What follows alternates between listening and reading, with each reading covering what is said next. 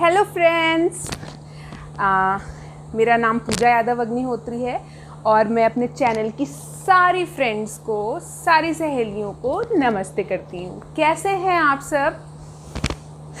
उम्मीद करती हूँ कि आप सब ठीक होंगे।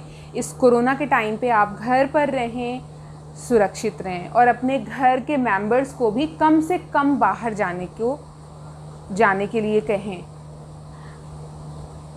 आज इस वीडियो में मैं आपको बताने वाली हूँ कि पीसीओडी क्या है, किस तरह की प्रॉब्लम है, किसे हो सकता है और हम इसे कैसे क्योर कर सकते हैं। पीसीओडी के अपने रूटीन को भी मैंने एक अपनी daily routine for curing PCOD एक मैंने वीडियो बना रखी है, तो आप वहाँ पर जा कर के देख सकते हैं। तो सबसे पहले हम स्टार्ट करते हैं कि पीसीओडी क्या है। पीसीओडी, जिसे हम पॉलीसिस्टिक ओवेरियन सिंड्रोम या PCOS, polycystic ovarian disease, ovary से रिलेटेड डिजीज़ है ये। तो जनरली ये फीमेल डिजीज़ ही है और ये जनरली हमारे रिप्रोडक्टिव एज में बहुत ज़्यादा प्रॉब्लम्स क्रिएट करती है। बिकॉज़ जो हमारा ओवरी है, पॉलीसिस्टिक ओवरी मतलब छोटे छोटे सिस्ट उसमें ओवरी में क्रिएट हो जाते हैं, जो कि ओवरी के फंक्शन को प्रॉपर नहीं होने देते हैं, या उन सिस्ट की वजह से या ओवरी के प्रॉपर फंक्शनिंग ना होने की वजह से वो सिस्ट बनते हैं। सिस्ट हमारे क्यों बनते हैं? क्योंकि हमारा जो पिट्यूटरी ग्लैंड होता है, मतलब जो हमारे ब्रेन में एक ग्लैंड होता है जो कि सारे हार्मोन्स रिलीज़ करता है। अब हार्मोन्स की इम्बैलेंसिंग हो जाती है हमारी बॉडी में, मतलब हार्मोन्स डिसबैलेंस हो जाते हैं और हार्मोन्स की बैलेंसिंग की गड़बड़ी की वजह से हमारी ओवरी में सिस्ट बनने लग जाते हैं। ये सिस्ट कैसे बनते हैं? ये सिस्ट जब हमें रेगुलर पीरियड नहीं हो रहे हैं, रेगुलर पीरियड मतलब ना होने का मतलब, रेगुलर पीरियड का मतलब कि हमारे बचपन से जब एक बच्चा, जब हम अपने मदर के वोम में, जब अपनी मम्मा के पेट में ही होते हैं, तभी हमारी ओवरी बन जाती है। ओवरी में जितने भी पूरी हमारी लाइफ टाइम में जितने भी एग्स हमारी बॉडी से रिलीज़ होने होते हैं, वो एग बैंक हमें तभी मिल जाता है। अब हर महीने जब से हम मेंस्ट्रुएशन के लिए रेडी हो जाते हैं, एडोलसेंस एज में आते हैं, हमारा हर महीने एक एग रिलीज़ होता है। ये एक जनरल साइकिल हो गई, जनरल कॉन्सेप्ट हो गया।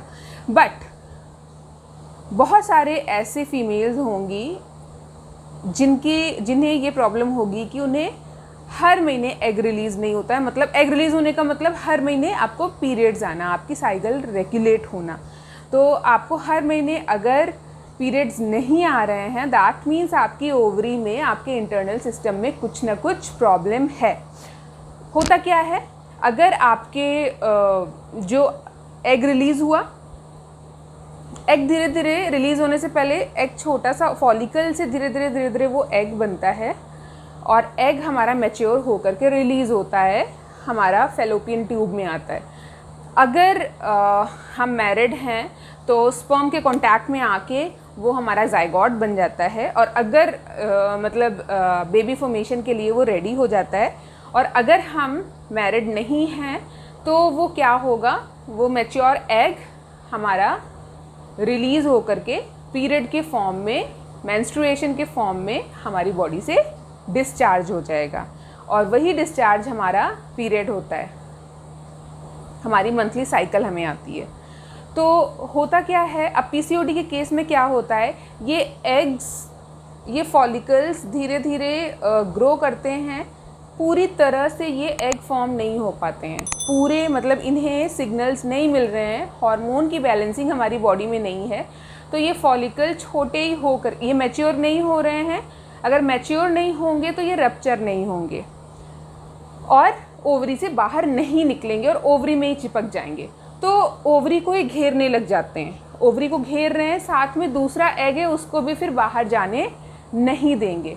और हमारी, क्योंकि छोटा था वो मैच्योर नहीं हुआ तो ओवरी से बाहर नहीं निकल पाया, ओवरी में ही चिपक के रह गया, हमें उस मंथ साइकिल नहीं आएगी, उस मंथ पीरियड नहीं आएगा। इसी तरह से नेक्स्ट मंथ भी अगर यही होता है कि वो मैच्योर नहीं हुआ और मैच्योर नहीं हुआ तो वो ओवरी से बाहर नहीं जाएगा, फिर से ओवरी में चिपक जाएगा और हमें पीरियड नहीं आएगा। इस तरह से हमारी साइकिल इर्रेगुलर होती जाएगी। और जब इतना इर्रेगुलरिटी आती जाएगी, अब इसके और दूसरे एडवर्स इफ़ेक्ट हमारी बॉडी में पड़ने लग जाएंगे। हमारा इन हार्मोन की इम्बैलेंसिंग की वजह से हमारा एक्सेसिव वेट गेन शुरू हो जाएगा। बाल्डनेस मतलब गंजापन आने लग जाएगा, हमारे बाल एक्सेसिव फॉर्म में झड़ने लग जाएंगे, हमारी बॉडी का वेट बहुत तेज़ी से बढ़ने लग जाएगा। साथ में हमारे मेल पैटर्न में हेयर ग्रोथ होने लग जाएगी, हमारे चीक्स पर, हमारे चिन पर, हमारे थाई एरियाज़ पे। जैसे मेल मतलब जैसे आदमियों के बाल ग्रो होते हैं जिन पर्टिकुलर एरियाज़ में, वहाँ हमें बाल, हमारी बॉडी में बाल ग्रो होने लग जाएंगे। और मेल पैटर्न बाल्डनेस मतलब फ्रंट एरिया से बाल बहुत झड़ने लग जाना। तो ये सारी चीज़ें हमारी पीसीओडी या पीसीओएस के सिम्टम होते हैं। अगर इनमें से कुछ भी आपके साथ हो रहा है किसी भी एज ग्रुप में, आप 14, 15, 18, 20, मैरिड, अनमैरिड, कभी भी आपके साथ अगर ये प्रॉब्लम हो रही है, तो मेरा सबसे पहला सजेशन आपको है और आपका सबसे पहला स्टेप होना चाहिए, आपको डॉक्टर से मिलना चाहिए। गायनोकोलॉजिस्ट से अपॉइंटमेंट लेकर उन्हें अपनी पूरी प्रॉब्लम बताएं और एज सून एज पॉसिबल इस प्रॉब्लम को रिजॉल्व करें। क्योंकि अगर आप इस प्रॉब्लम को रिजॉल्व नहीं करते हो तो आपके रिप्रोडक्टिव एज में ये आपको बहुत तंग करेगा। अब मैं अगर आपको अपनी कहानी बताऊं तो मेरे साथ भी इरेगुलर पीरियड्स की प्रॉब्लम थी। तब क्योंकि मैं कॉलेज में थी, अब मेरे सेमेस्टर्स आ रहे हैं, एग्ज़ाम्स आ रहे हैं, तो मुझे बड़ी खुशी होती थी कि अच्छा है मुझे पीरियड्स नहीं हुए। पीरियड होता तो 3-4 दिन वहाँ ख़राब हो जाते, मैं आराम से अपनी स्टडी कंटिन्यू कर सकती हूँ और मुझे कोई प्रॉब्लम नहीं थी बिल्कुल भी मुझे इन चीज़ों का। और तब मुझे पीसीओडी या पीसीओएस के बारे में कोई जानकारी ही नहीं थी। मैं इन्जॉय कर जिस मंथ मुझे नहीं पीरियड होता था, मैं उस मंथ को सीरियसली बहुत इन्जॉय करती थी।